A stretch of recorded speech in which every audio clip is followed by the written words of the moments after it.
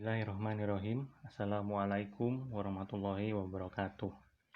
Alhamdulillahirabbil alamin. Assalatu wassalamu ala Rasulillah. Baik, kita akan melanjutkan materi yang kemarin tentang pelajaran bahasa Indonesia, yaitu bagaimana caranya membaca sebuah literasi dari ringkasan, menyusun, hingga membaca secara sistem SQ3R. Nah, saat ini adalah langkah-langkah menyusun rangkuman buku. Yang pertama adalah baca dan pahami informasi umum yang terkait dengan buku. Setelah itu, baca dan pahami isi buku secara umum melalui daftar isi dan kata pengantar. Setelah dibaca dan dipahami melalui daftar isi dan kata pengantar, antum perhatikan sistematika penulisan buku tersebut. Setelah antum memperhatikan, catatlah peristiwa penting setiap paragraf. Jadi setiap paragraf itu ada poin-poin pentingnya, itu yang dicatat. Selanjutnya adalah rangkai dan kembangkan peristiwa penting dalam setiap paragraf, dan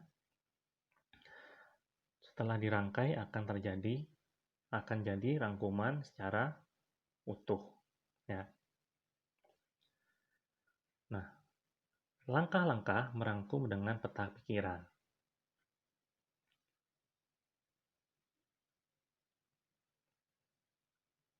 Tulislah judul buku di tengah-tengah kertas dan berilah icon. Mind mapping ya, seperti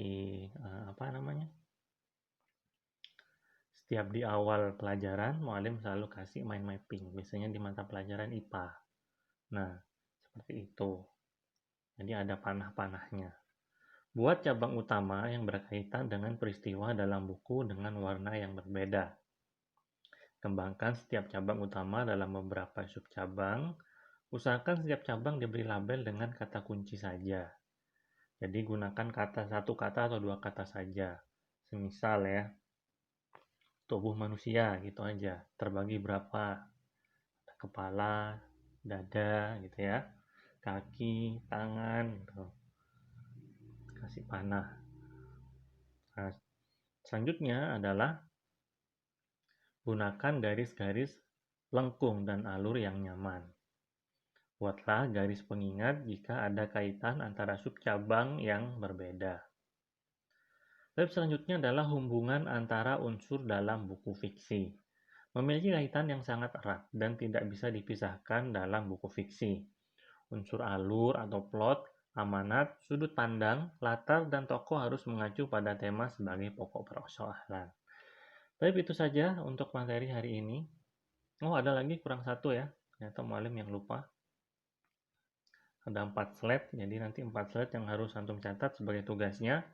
Tapi yang terakhir adalah langkah-langkah menyusun tanggapan terhadap buku. Cara membuat tanggapan ya untuk buku. Yang pertama adalah bacalah buku dengan seksama sampai tuntas. Jadi jika ingin memberi tanggapan itu harus tahu dulu. Kalau tidak tahu isinya, namanya bukan memberi tanggapan ya. Tapi itu adalah orang memberi tanggapan, kritik, itu harus tahu dulu isinya. Jika tidak seperti itu, dia akan memberi tanggapan yang salah ya. Tandai bagian-bagian buku yang dianggap menarik untuk ditanggapi. Kemudian, susunlah tanggapan secara objektif dengan alasan logis dan masuk akal. Dan yang terakhir adalah bacalah tanggapan berulang-ulang, perbaiki jika ada kesalahan. Tapi itu aja untuk materi kali ini. Jangan lupa tugasnya adalah mencatat apa yang sudah muallim sampaikan pada video kali ini, yaitu ada 4 slide. Yang pertama adalah langkah-langkah menyusun rangkuman buku. Yang kedua adalah langkah-langkah merangkum dengan peta pikiran. Dan yang ketiga adalah hubungan antar unsur dalam buku fiksi. Dan yang terakhir langkah-langkah menyusun tanggapan terhadap buku. Baik, terima kasih antum sudah menonton video ini. Jangan lupa tugasnya dikerjakan dan dikirimkan ke link Google Form yang akan muallim taruh di bawah video ini seperti biasanya. Mohon maaf jika ada kekurangan dalam proses menjelaskan di dalam video ini. Assalamualaikum warahmatullahi wabarakatuh.